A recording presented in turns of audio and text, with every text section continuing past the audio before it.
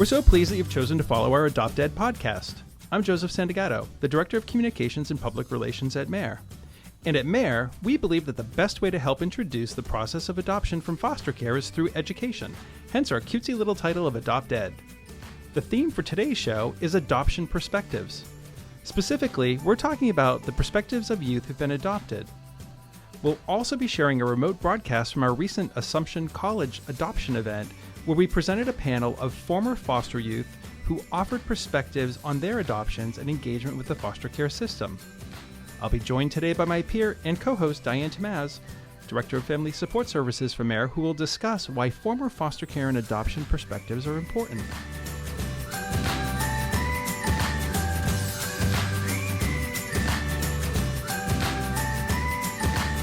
So welcome, Diane. It's good to see you. Good to see you too. Thanks for having me, Joe. Yeah, so today we're going to talk a little bit about the panel that you hosted at Assumption. And we're going to play that audio from that panel because I think it was a really great experience for everyone that was there. And you organized the whole thing. And I know that we both value youth voice as part of the adoption process. But I'll tell you, I'm so impressed with these young people who gave their time and openly shared their stories with an auditorium full of people, right? I mean, that's not easy for adults sometimes. And there were social workers and volunteers, and I mean, probably a couple hundred people looking back at them, right? Yeah, they were pros. You would have thought that they'd done this That they'd done this forever? I know. Do this all the time. Yeah, but let me start by asking, why do you think it's important for families to get a youth perspective on the process? Well, youth, as we know, are at the center of this. All of our work is child-centered, and it's something that, as adoption professionals, we say all the time, but it's important for us and for adoptive parents to keep that in mind, and I think we don't get to hear it enough. And I was reminded by the young people on the panel that they really know themselves. Right, and they know the process. They do. They understand where they've been and what's happened and how their lives have changed, and they were just so great at capturing that experience firsthand in a way that, none of us could. No, for sure. And I think what was interesting to me was the diversity, number one, right? So we had kiddos who were adopted very, very young, kiddos who were adopted when they were older, some who had some sense of where they were in the process, some who one of the panelists, Robbie, was adopted as an infant, right? And had a unique perspective.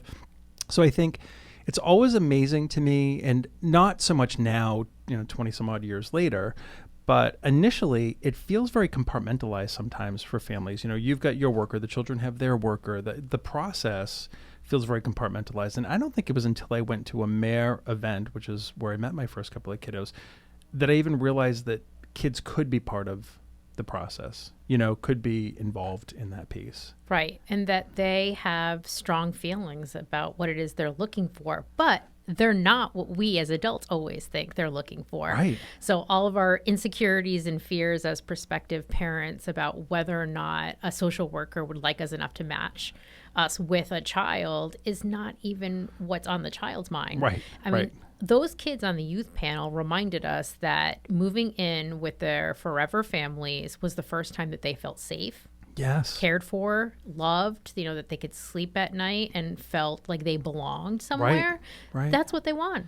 And that is at the top of the list for a lot of the youth who I've had the opportunity to hear speak over the years. This idea that yes, there's this process and there are boxes that need to be checked and there's safety and there's all kinds of stuff that goes on. And we put a lot of emphasis into matching and everything. But you're right, that panel, their most fundamental, it's kind of, Maslowian, right? This idea of, having a place to call home and having consistency, huge for these kids. Not to sugarcoat it in I don't want to tell anybody that love is all you need. I mean, every adoptive parent knows it's hard work. But I thought it was interesting that these kids knew that as well. And a couple of them, admitted to testing their parents for quite a while in the beginning, just to be sure that these people were going to stick it out and keep them. That's true. And, and we do talk about that, right? So I think as a construct, we talk about the honeymoon period, right? I know people are probably sick of us talking about ourselves in our lives, but we've both been MAP trainers. We sit with people at various stages of the process, MAP being very close to the front end. You certainly work with people who haven't even, at Mayor, you work with people who haven't even started the application process yet. So we get all kinds of questions. But we do talk about the honeymoon period, right? It's interesting to hear from a kid's perspective. Yeah. Right? They knew, right? They knew what's going on. Yeah. And even though they may not call it that, they knew that there was going to be some time to acclimate. And then most of them, got to the place where they talked about being comfortable and being integrated. And that's what we consider to be the end of the honeymoon. For them, It was almost like a beginning. Yes. They had been noticing their parents' efforts all along. Right. That was what was one of the things that was so reassuring to hear is, oh, newsflash, your kids actually are listening to you. Right. They're not necessarily they're not totally ignoring you. Right. What it is that you'd like them to do. And it might take a while for you to realize that it's sinking in when you see them actually start to say back to you the words like, I love you, or I appreciate you, the things that you want to hear. But again, this is child-centered. We're on their timetable. We're on their schedule. Absolutely. And some kids take longer than others to really feel at home. And that's our job as parents. Right. I wish I had had the chance to hear about this process from a youth's perspective. As I said, I finally, when I went to a Mayor event, had a bit of a different kind of engagement years ago. But I would have loved to have been in this audience. There's so much that I learned. I probably would have had a lot of my questions answered and maybe even some of my fears allayed by hearing these kids, because while the whole thing walks sort of lockstep with the process, their take on it, right, is so helpful. And I think that was a really important thing that I took away that day, was this idea that, here are these kiddos giving of their time and experience. And why? Because they really wanted other families to feel like they were able to be invested and understand what's going on. And that's amazing. Right. And they're at the age where they can do that. I mean, this panel happened to be, I think the youngest on the panel was maybe 11, and the other kiddos were teenagers. And it's a reminder to people in the audience that kids are great at that age. People joke around all the time about being terrified of teenagers, but there's so many great qualities about them. They have these fully formed personalities. They have interests. They're fun to talk to. Yeah. They can be introspective and self-reflective, so then they can talk about themselves in a way that would amaze you if you don't spend time with teenagers. Well, and what's really interesting is that the resiliency. Yeah. And if you don't think that they're resilient, a couple of our panelists actually had a couple of chuckles, right, as part of their response. Very organic, not contrived. They're telling their story, but they're doing it in a way that feels good and feels healthy. You can tell that they've put some thought into it, right? And so I think that speaks an awful lot to resiliency. One thing I wanted to actually point out about that was these kids who spoke on the panel, these are kids who've been with their families for years. And so they're in a really good place. They're stable and they're confident. And just a reminder to families that are considering older kids, it's not that way from the beginning, and we have to be patient with kids, and we have to help them come along and to thrive, and to remember that years later, when all of that stuff really sinks in, our kids can be that settled and stable too. And I think that's an important point, Diane, is that these children came from families who were known to us, and we saw an investment in them when they were younger, and we're now seeing who they've become because of that investment. Right? Absolutely. Yep. So, you have a long history with adoption. Is there anything that surprised you, or perhaps something new that you learned from this panel? I think, again, just how honest they were about the fact that at times they knew they were testing these adults in their life, and it was intentional, because sometimes it's hard to pull apart if our kids' behaviors stem from their trauma, neglect, abuse, their history in general, or if it is intentional. And it was funny actually to hear them admit that at times it was, but it all makes sense. Of course it is. We've all had relationships that didn't work out, and we're more tentative the next time. And these kids have had a similar experience. Well, and P.S., kids who come from I'm using my air quotes, normal background, right? Test their parents. Absolutely. Newsflash. Right. These kids are like every other kid in that way. Yeah. Right. And you're right to think, you have to kind of pick apart sometimes. And we've talked about this in other shows, Mo and I have, and you and I have, where you have to be very, very sort of introspective and think about what's going on with your kiddo. Yes. But sometimes they're just being a kid. That's right. And guess what kids do? Test their parents. That's right. So it was funny. You're right that they brought that up. And these kids are under the microscope. And that's hard, to have social workers and to have a case file and to have people know a lot about your life. Is different than the experience of other kids who, you're right, are doing the same exact kind of things because that's part of being a kid. Right. And don't have all the extra stuff. Right. Well, Diane, we could talk about this forever, but I don't want to give too much of the content away. So without further ado, we'd like to present Ashley, Robbie, Heather, Maya, and Hannah, and of course you as our moderator, as we discuss the perspectives on foster care and adoption right after this commercial break.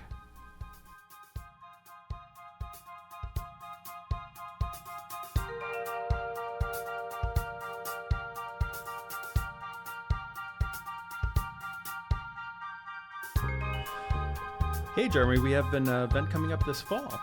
We sure do. The Adoption Option. It's one of my favorite ones, I think. It's one of our biggest events. It and is. It's got the most people and the most resources. It is really exciting to be there. And what I love particularly about this event is that it's for everyone. If you just want to get information, you've never even heard about adoption from foster care, you can show up to this one. Or you could be MAP trained, home studied, ready to anywhere in the process. Yeah, you get to meet social workers, you get to meet waiting children. We have our family support services team, has experienced families who sit in the dining room and will answer your questions and talk to you. There's a big kickoff event always in the theater with Elliot from Jordan's and our whole team. So if you've ever wanted to know anything about adoption from foster care or up to and including wanting to match with a waiting child, this is a great event to attend. This is the event for you. Yep. So it's at Jordan's Furniture, which is at 50 Walkersbrook Drive in Reading. Beautiful store. Yep. It is going to be on Sunday, October 6th from 8:30 to 11 a.m. Yeah, right before the store opens. So, after you're done with the event, you can shop there, look around all the retail around there. So it's a great way to spend the morning. So for more information?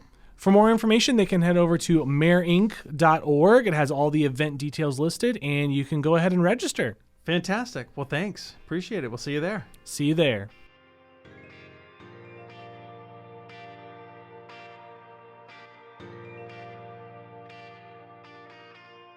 Okay. Hi, welcome everybody.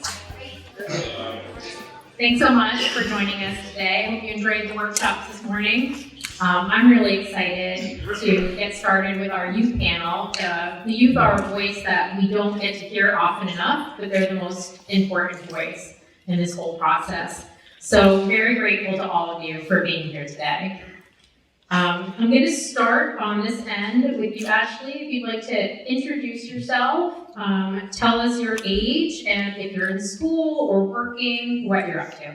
Hello, my name is Ashley Scott Senegado. I'm 19 years old. I'll be turning 20 this year.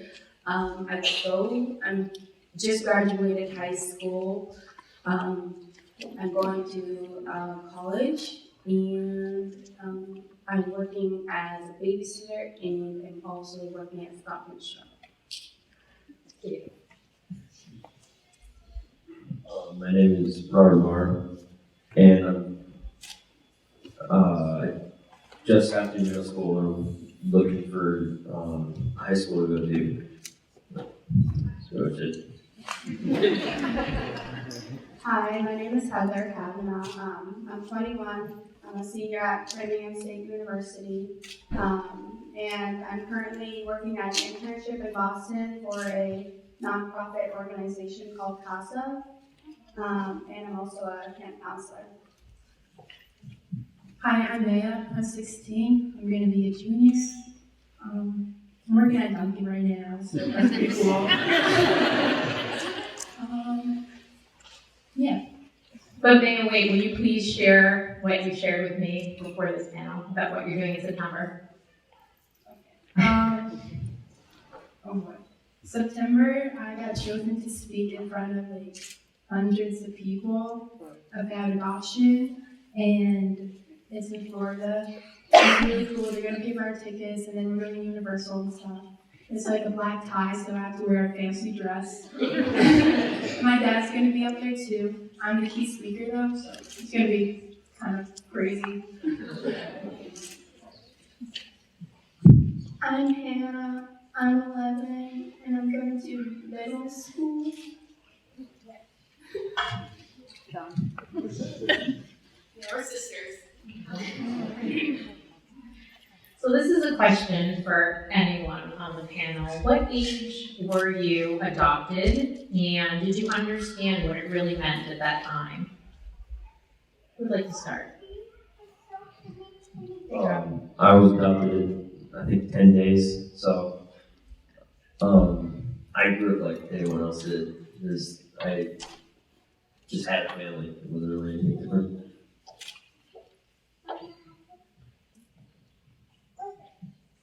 I was 6 years old when I was adopted. I kind of understood what it was to be adopted because, I was already in foster care before that started eating.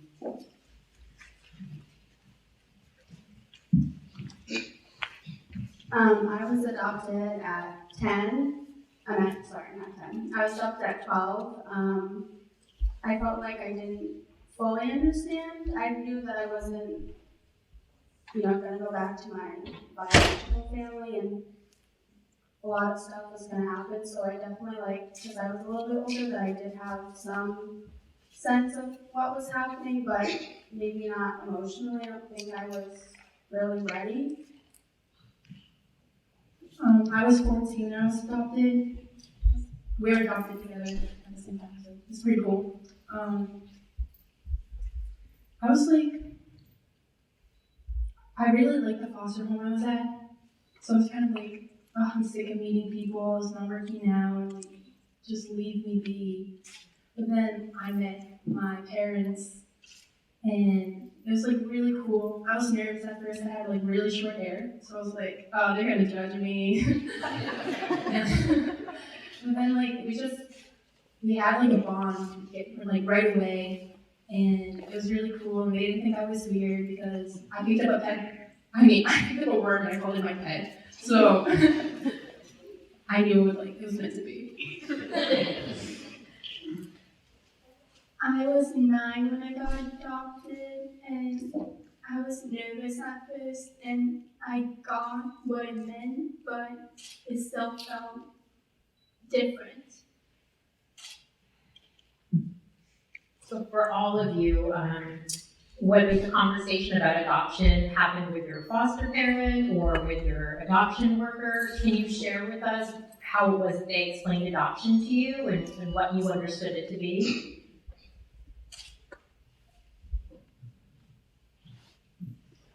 So when I was adopted or I put into foster care, I didn't really understand. I knew I was getting taken away, but I didn't really understand why. And my my agent kind of explained it, and then I kind of understood what it was and why I was being taken away, but it still didn't really make that much sense to me.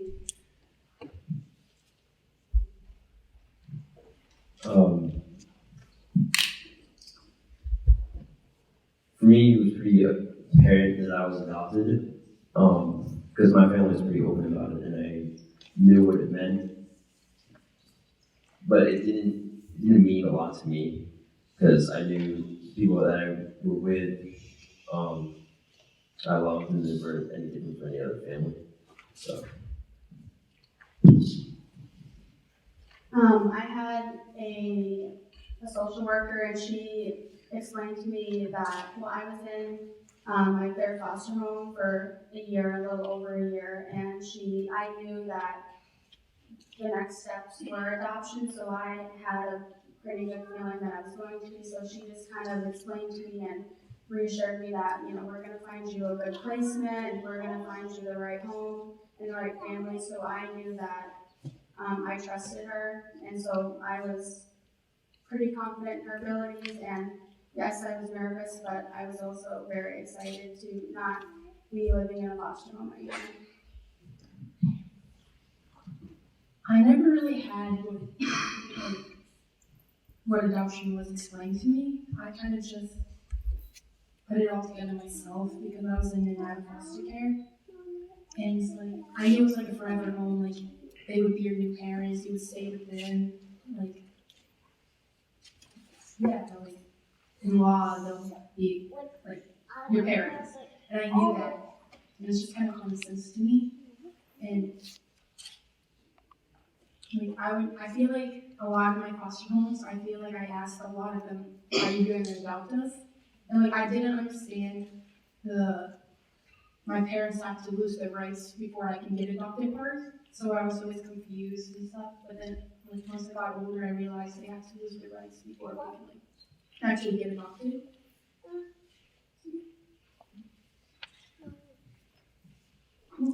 My social worker kind of explained it, and my sister kind of helped.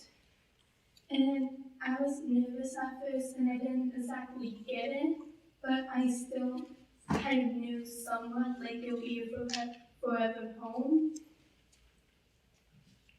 Thank you. This is more of a personal question about your history, so feel free to share only as much as you feel comfortable sharing. But if any of you are open to sharing how it is you came into foster care, maybe exactly what had happened with your birth parents that brought you into the foster care system.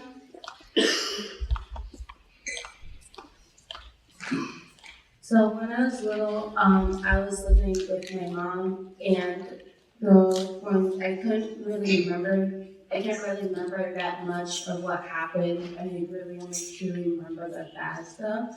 But something really bad did happen when I was younger, and I got taken away.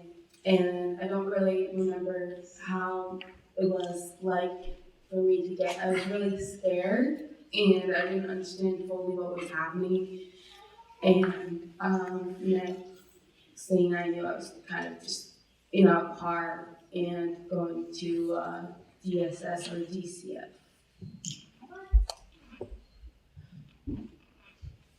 My parents met me actually by trying to adopt my older sister, who was being adopted by another family. So as soon as I was born, I was pretty much adopted by them already. So I was adopted right out of DCF, and I at a very young age. My parents were alcoholics, and I was in their custody, and I was in my stepsister's custody, and she was doing drugs a lot, and so I wasn't going to school, which was middle school, and someone filed the 51A, and we don't know who it was, but it was because I missed probably like a month in September, like that whole month of not going to school. She was passed out and not able to take care of me like she said she would.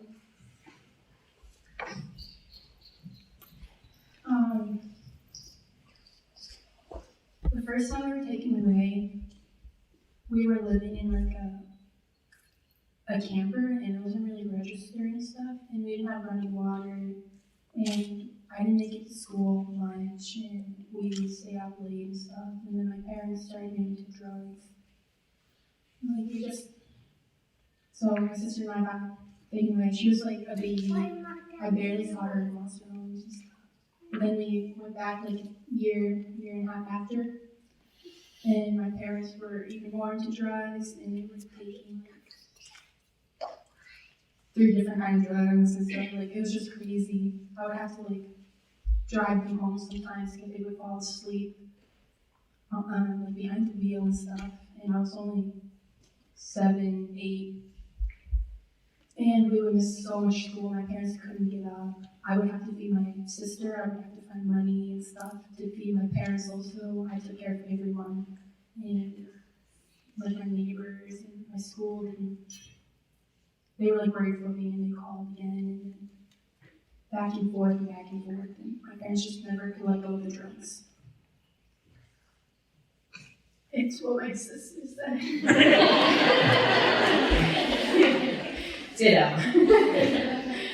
Thank you for sharing that. Let's fast forward a little bit to meeting your adoptive parents. Can anybody share the story about how you actually came to meet one another? Was it through an adoption event, or did your social worker match you with your parents? What do you remember about it, or what story have they told you about it if you were too young to remember? So, my dad told me, my brothers told him about me, and my brother Malcolm really wanted me to get adopted by them, which is how my dad found out who I was. The way I remember is walking up to a house, holding a stuffed animal, going in through the back door, I think, and first thing I saw were two dogs who freaked me out because I've never seen a dog before. And then next thing I knew, there's this big person trying to hug me, and I had no idea who he was. And he's like, "Oh my God, you're my sister!" And it's like, "Who the hell are you?" And then so he was hugging me like crazy, and then I found out later he was my brother. So. Actually, how long had it been since you'd seen your older brother? I actually didn't know who he was at the time. He was a stranger who was hugging me. Yeah. I think it was my mom who made the decision to adopt my older sister, who was in a foster family at the time. I think she was around like 6 or 8. And the foster home actually decided to adopt her. So my biological parents were having me and my twin sister. So my mother decided to adopt me and my sister after they couldn't adopt my older sister. Actually, so my mom found me.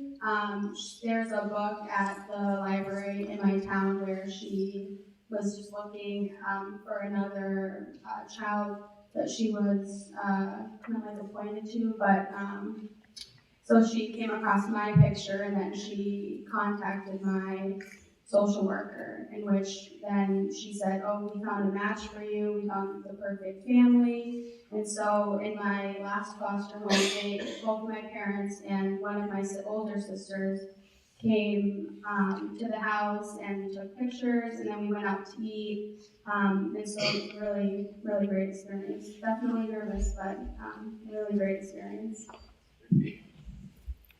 My parents found my sister and I through here 3 years ago. It was like really hot, I guess. They were thinking about not coming. So they were like, they lived like an hour away, so they were like, come on. But they came, and they were only looking for like a younger girl, and only one. But then they found both of us, and there's something made them turn around, and then they talked, and then we got a call, and we got this little book. My mom made us both little books. They're like so cute. And just talked about the family, showed pictures of the house, of the animals. It was really cool. And we had our first visit. Was the Cornways our first visit? Yeah, and that's where I got my pepper. And it was pretty cool. So we got lost. We started just like pushing through all the corn, I guess. But yeah, it was cool. I wasn't ready, I was nervous. I was talking to them before I came up here, and they thought I was gonna be like pushy and stuff because they thought I didn't want to be adopted, which I didn't. Like I just wanted to be left alone because we met a person before them, and she was really sweet. She was bright and beautiful, but it just wasn't a match, and it was just.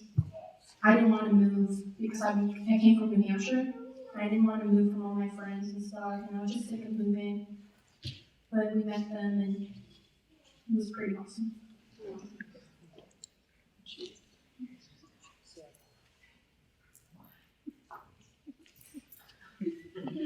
A social worker kind of matched us up, and someone named Dawn she told them about us, and when she heard that they really were looking for girls, she was so happy. And so she told us about them, and then they came and visited me, went to the corn maze, and I think we went out to eat. Yeah. We got Chinese food.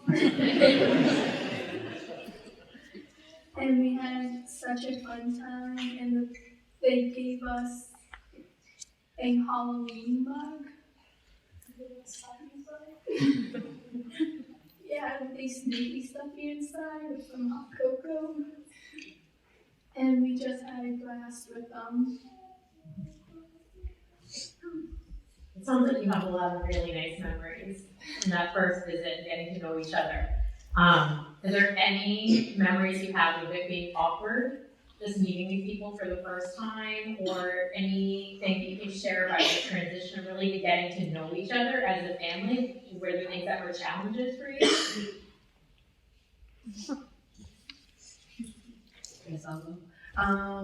So when I first got, I was not very very comfortable with hugs or anything like that. So getting into a new family was kind of difficult for me. The one thing I can remember that helped my situation was that my dad just let me slowly get used to the family. And another thing is my brother was very pushy. He did not leave me alone. He would bother me every day and ask me to play video games with him. My brother Malcolm has never been really my favorite, but he was the only one who would play with me. The funny part is my favorite was my brother Anthony, who looks a lot like me, or so I've been told by my dad many times. That he was my favorite, but he didn't really play with me that much, so I don't know why he was my favorite. I was extremely fortunate to be adopted at such a young age, so I was never placed into foster care or anything like that. So I never had an awkward moment revolving around adoption. So I think that even like I knew I was getting adopted, but in that process, there was a time where I was, my parents or one of my parents would come to the Cape where I am originally from, and they would take me back to their house for the weekend. And I always thought that the car rides were very awkward, and I would sit in the back seat, and I never sat in the front seat ever. So I think that like just communicating and like emotionally trying to express yourself to someone that you don't really know yet was like very challenging for me, and I like still continue to I still see a therapist after years and just trying to just emotionally get through things and all these different things. So I thought that was probably like very challenging for me. I'm a people person, so it's really awkward. I love talking and I love people. I would have to say, like, the hardest thing is, like, I think I know best for me, but they think they know best for me. So it's like, so it's like back and forth. I feel like that's, like, the only thing that was hard, was, like, letting them take control. I'm not a parent anymore. I can relax, be a kid. It's like, what am I going to do with my life? Like, what? It's like really, it was different. Like, I'm a kid now, so. The challenges we have is two foster homes before that. We met this family, they were gonna adopt us, but we didn't really, like, they were great people, so we got moved, and I felt like that would be us with this family. And I wanted to do what I wanted to do, and she pushed the boundaries. Yeah. And they made me do what I did not want to do, so I kind of got upset. Like my sister said, I pushed the boundaries, but we still love each other, and it's gone a lot better since. Thank you. I'm curious how open you guys are with other people in your lives, like your classmates or your friends or your neighbors, other people in the community, about the fact that you're adopted. Do you share that with people? And how do you talk about it? Usually people can tell I'm adopted. I have two dads, and that's one fact that people know I'm adopted. Another one is, and basically there's only 3 dark-skinned people in my whole entire family. And then another fact is, usually when people talk about family, people talk about like, mothers, fathers, and stuff, and then a lot of people, I usually tell a lot of people that I'm adopted. I'm not really embarrassed by that fact or scared or something like that. I also tell everybody that I have 2 dads a lot.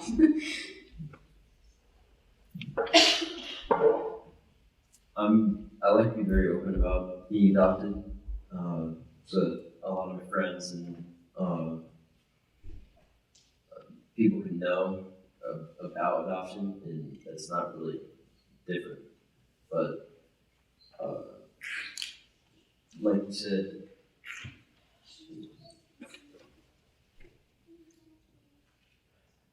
I just lost the thought.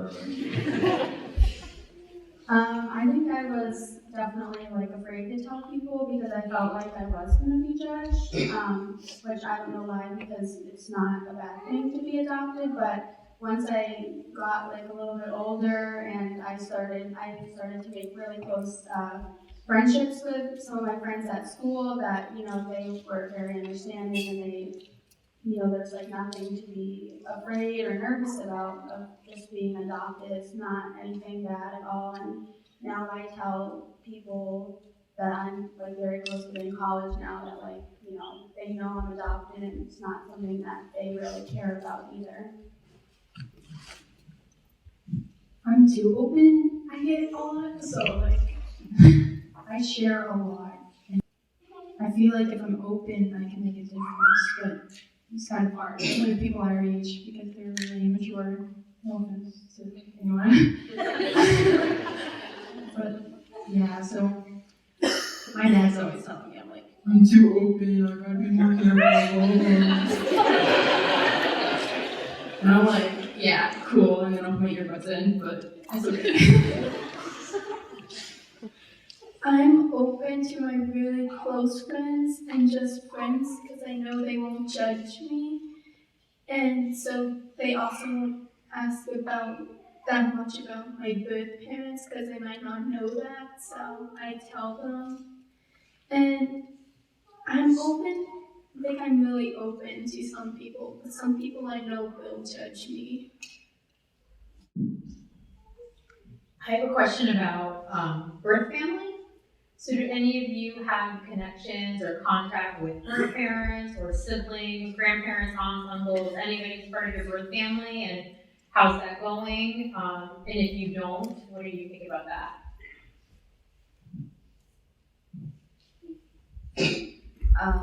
So recently I just started talking with my mom after not seeing her since I was 8.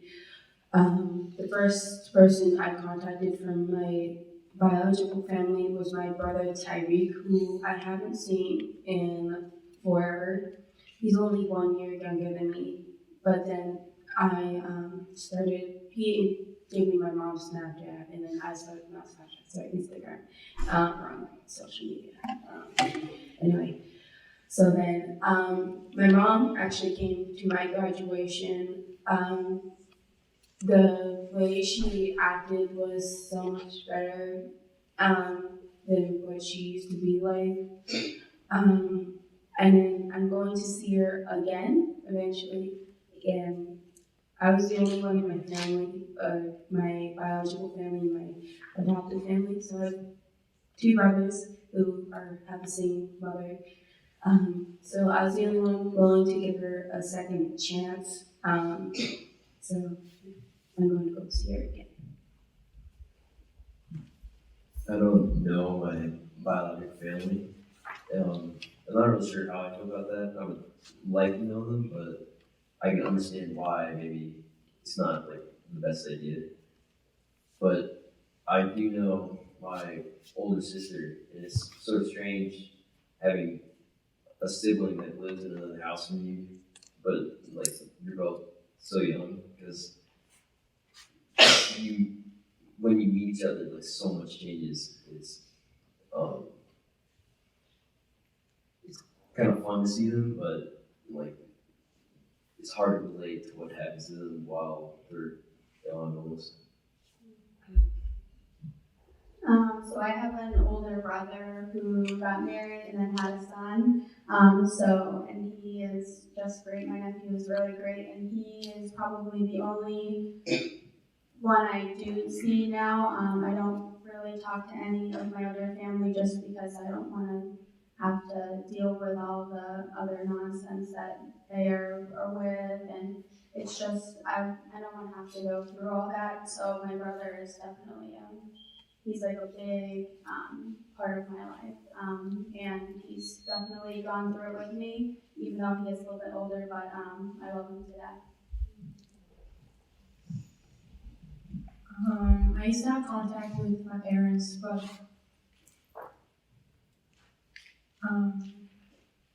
my adopted parents and my parents now, they kind of I didn't tell them about it because I just felt weird. And they went through my phone. Yeah, it's fine, whatever. But yeah, they found that I was texting them and talked to me about it, and it's more like I was just having a hard time saying goodbye. I didn't like texting them or really talking to them because they didn't know how to take responsibility. They always try to blame everyone. Even they would try to blame me for everything that happened or my sister, and it's not our fault. I'm not the therapist. I have to cut this off. They're not ready. I'm not ready. We can't have contact with each other anymore. And it was hard. I didn't say goodbye or anything. My parents just blocked them, and they're always trying to get in contact with me and stuff. And I'm just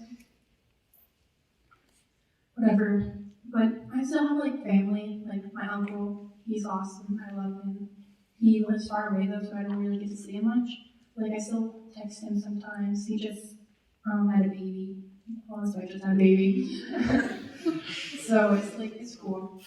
And then my great grandma I still talk to.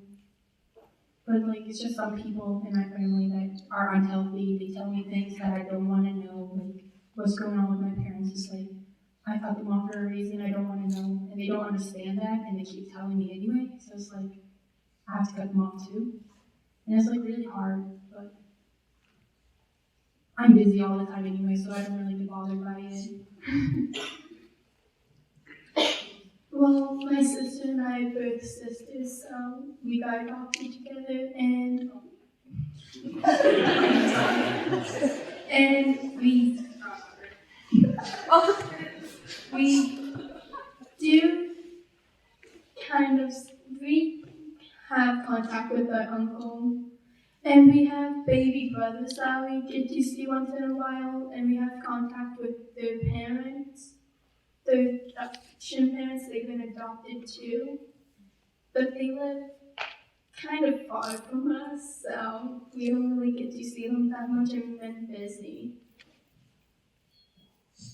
So some of the people that are sitting in the audience here have already adopted before and are here because they'd like to adopt again. But a lot of them are going to be first-time parents or adding on to their family through adoption.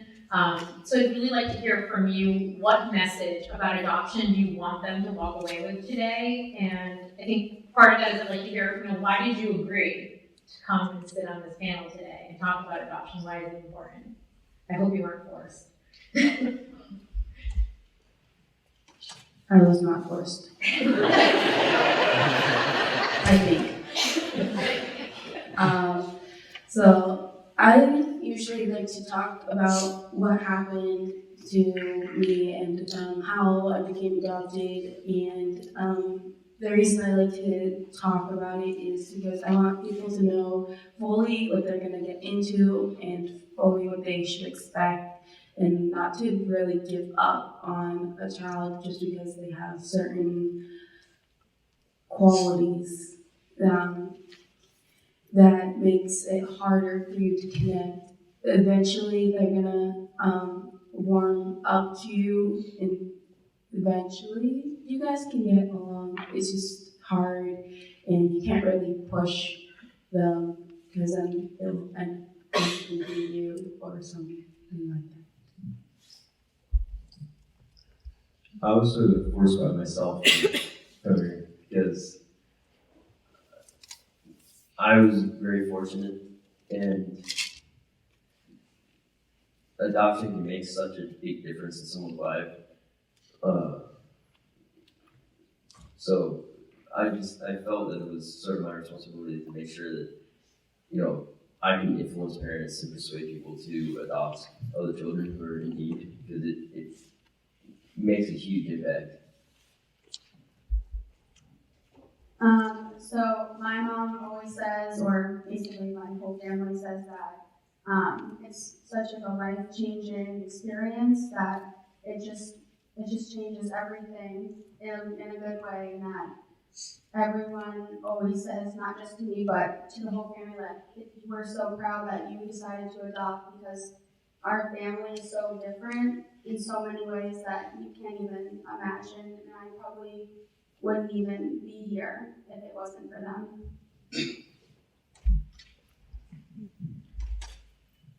Well, I don't know what to say. It's okay. Well, it's just, there's nothing you can really say. It's not simple. Every kid's different. Some are easy, some can adjust faster, some have a harder time. Some will test you till the point where you just want to run. Just like, there's nothing simple to say. But everyone deserves a home. And every kid deserves to be happy. They should grow up with a great family. And we're gonna stop. Don't look at me.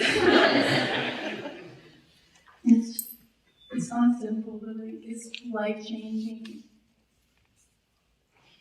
I'm gonna steal this from my dad. Some people call it chaos, but we call it family. He loves saying that, and I agree. I think it's definitely chaotic sometimes, but we all love each other and we always get through. And even if they're pushing away, just don't give up on them. They're just scared. Some people just don't know how to feel love, just hard. And you just need to help them as much as you can. Oh, she got me. Oh, just please. And like my sister said, and every kid's different, and some you might want young ones or older ones, but you should give every kid a try, because no matter how old or how young they are, they all deserve a home.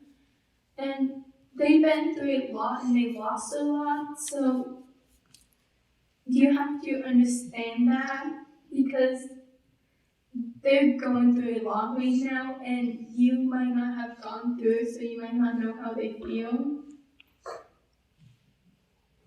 Thank you. I'd like to leave a little bit of time for questions, but I want to ask the adoptive parents first of these panelists if there's anything you want to add. Just raise your hand, I'll give you a microphone. I'm Robbie's mom. I just really encourage you to keep stepping forward, going through the doors to adopt. It's really hard sometimes when you're in NAP training and you're hearing all these, these stories, and it's really freaking you out. But I say, push yourself through, because your child is out there, they're waiting. It's all about timing. I know sometimes you feel like you're waiting forever, but it's because the right child is going to be placed with you. And I say, push yourself, because every single child needs to have a loving home, permanent home. I have 7.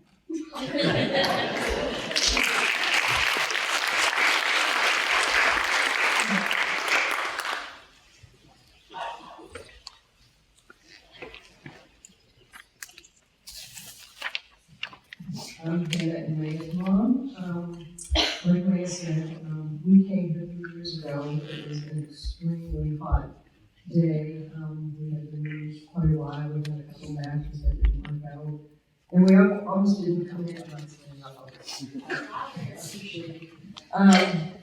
We almost didn't come, and then we ended up coming. Like she said, we were looking for one child. We have 3 older sons. We thought one little girl. To add to our family, we thought a younger child might be easier than an older child would have more baggage, more issues, be a little more difficult. They've both been a dream, but the older kids, they're done with all the stuff. They're just ready to find a home, find some love, and they know what they've been through, and they're ready to move on. So don't overlook the older kids, and they have a lot to give, and we're just very thankful that we did end up coming, and that we went back to talk to Laura. We went back 3 times, and it was a Saturday, and we sent an email to the social worker in the parking lot before we left, and the rest is history. So thank you. Thank you.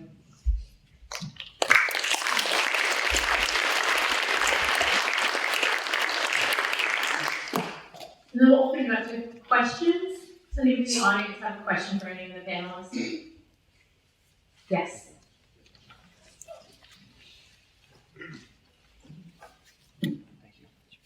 Hi, this question is for Rami. I'm Cassidy, by the way. So, how old, I know you were adopted as a baby, how old were you when you found out? And what was that like? How were you told?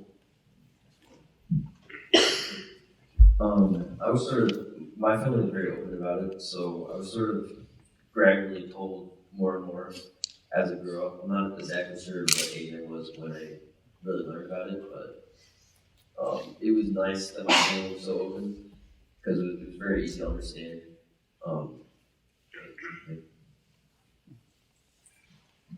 Thank you.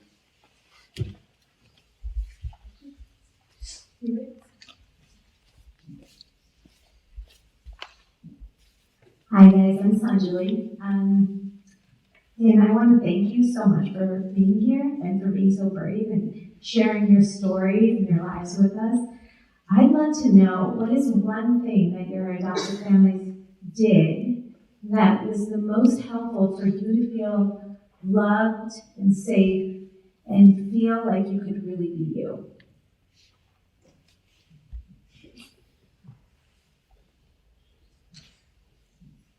Thank you.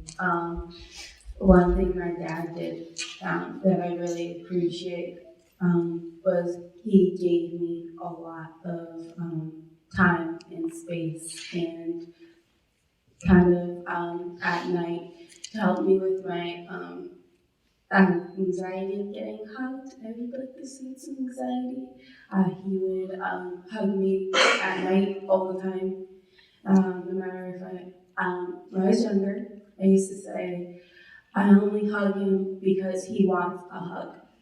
That's basically, he gave me confidence, and I am who I am because my dad showed me.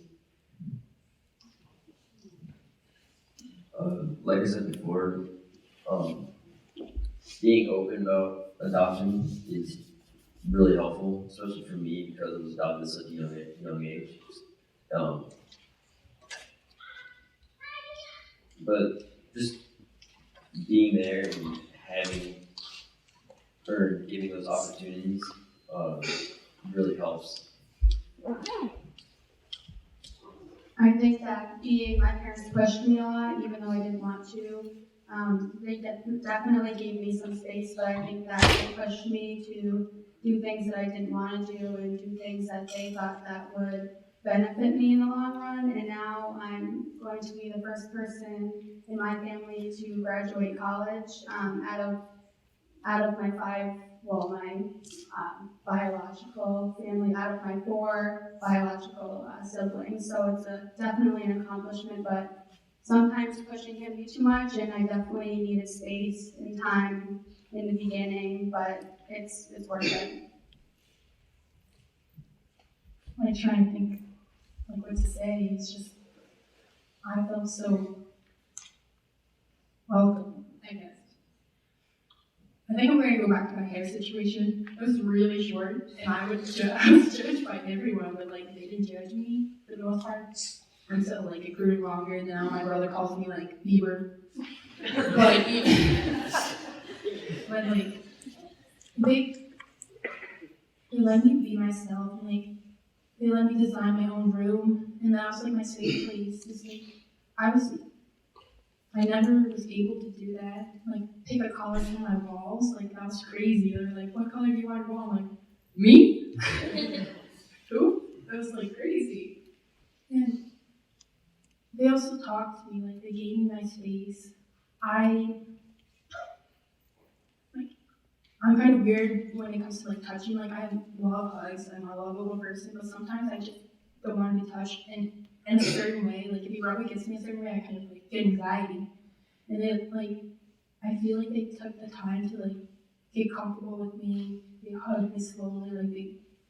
They just took their time to get to know me and know my boundaries. It's not like they just came up to me right away and just squeezed me to death. I was like really grateful for that because I was like nervous about how I was gonna be like handled and stuff.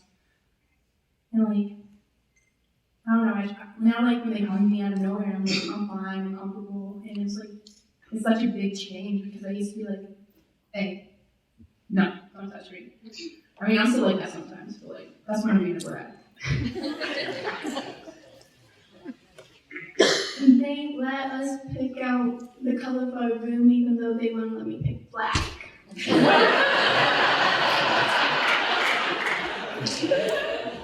So I picked my other favorite colors. But they also gave me time to start calling them mom and dad because I wasn't really comfortable calling them that. And then I felt like that's what they kind of needed so they know that I loved them. And so and I love them, and I feel like they are my mom and dad, so I just kind of tried it out, and now that it feels weird calling them by their actual names. So they gave me time to do that, and they gave us time to settle in, and they helped me get through the times that I was very, very mad at them.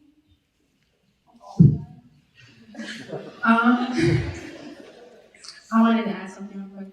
There was like one day, I said like your house or something, and it was like, I don't remember what we were talking about. We were outside, I was with my dad, and we were like out talking, and I said your house, and he kind of like stopped the conversation, and he's like, our house, and I was like, our house, and it was like really, like I'm getting goosebumps thinking about it right now. It's like, it was just really strange, kind of. I was like, your house, and he just stopped the conversation, and then like once he caught that and he did that, it was like everything kind of changed. It's like it's our house, our animals.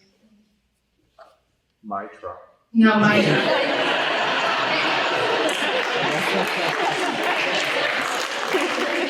That is my truck. And my boat. Yeah, so like, yeah, it was good. Thanks. Anybody else?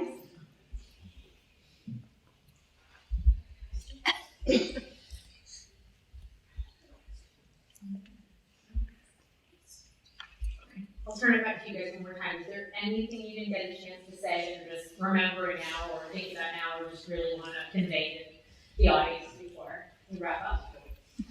Yes, I do. Okay. Okay.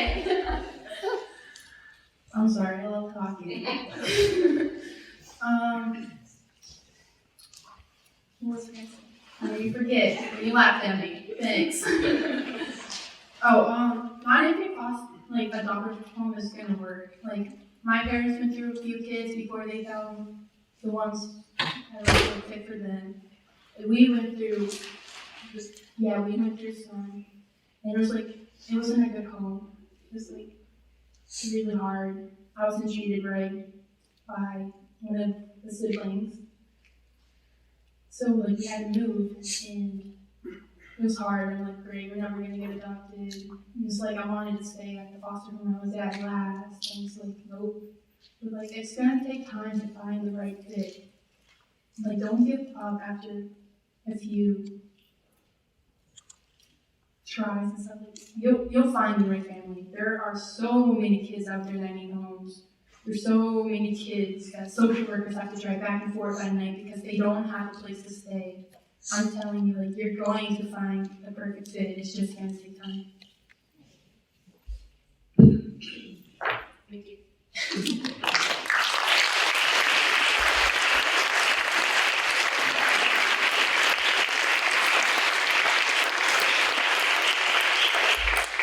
Thank you all so much for being honest and open and vulnerable with all of us. We're really the ones who are honored to have heard your story. So thank you again for being here.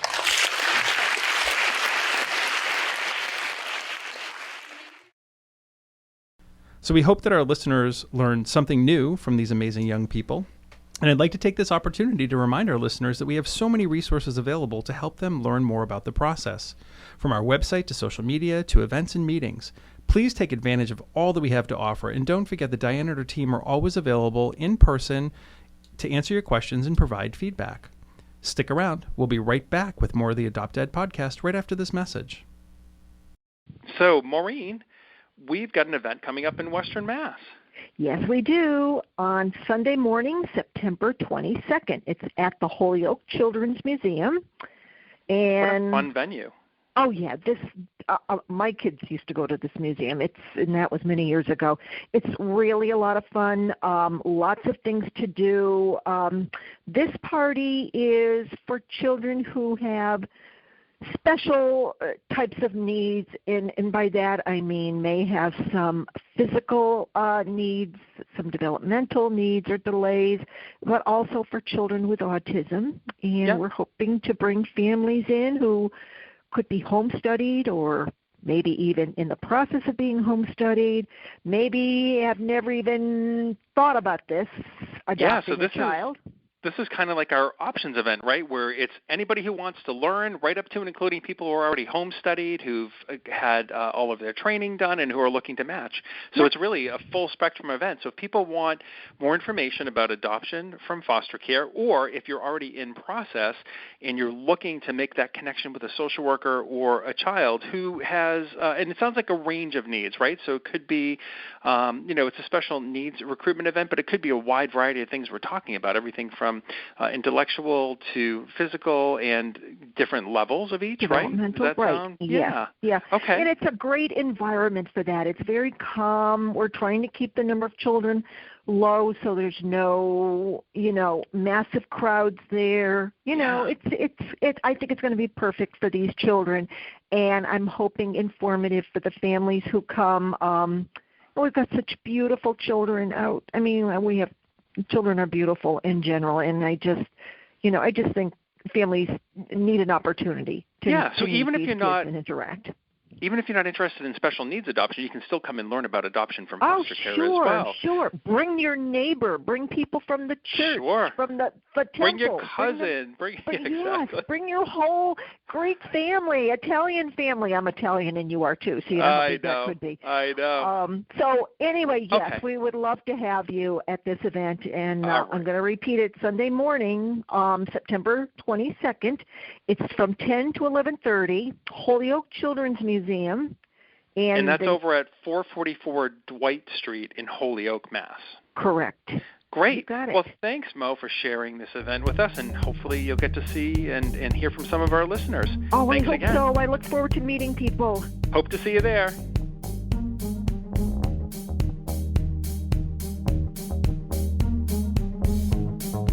And now it's time to introduce you to some of our waiting children. Today we'll learn about Isaac and Aaliyah.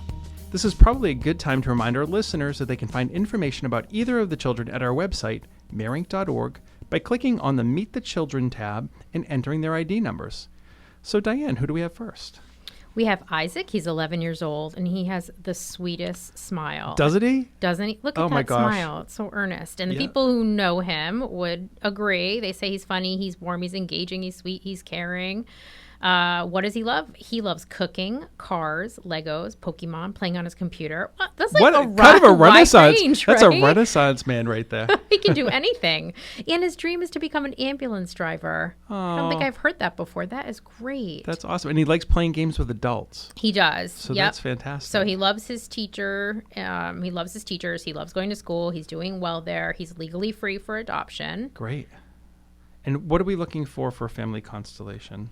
So he should really be the only or significantly youngest child in the home. So again, he's 11 years old. And the family that's right for Isaac should be comfortable making a slow transition from his current placement to their family. Okay. And we know that means, as we've talked about many, many times with these kiddos, these are well thought out comments. A lot of times that's one of the things that that I find when people are asking questions about Mayor is, why is my family not a fit, or why is my situation not a fit? Know that these are well thought out responses that come from the social workers, right? Yeah. There's oftentimes a lot of clinical oversight, and there's a reason why all of these criteria are in place. But if you want to learn more about Isaac, he is registration number 6700.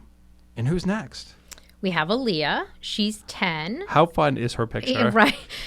I wish you guys could see it. You'll have to go online to take a look, but she's throwing up the peace signs. She looks fun and bubbly, which is what other people say about her. That's great. She's creative. She's helpful. She also likes her schoolwork and really likes her classmates and teachers. That's great. Yeah. Aaliyah is also legally freed for adoption. She would do well with a 2-parent family with or without older children in the home.